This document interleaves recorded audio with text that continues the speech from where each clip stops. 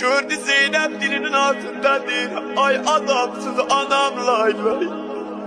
Ay garip anam lay lay. Zeynep bunu diyende Fatıma eşitti, cevabına bak.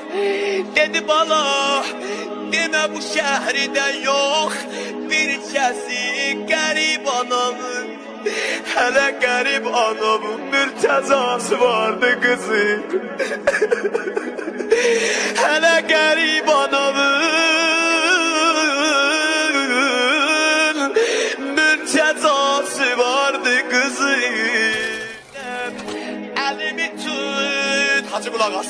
Dedi Zeynep elimi tut, dolanın bir ev oğlumun başına.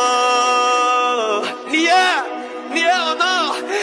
Elimi tut,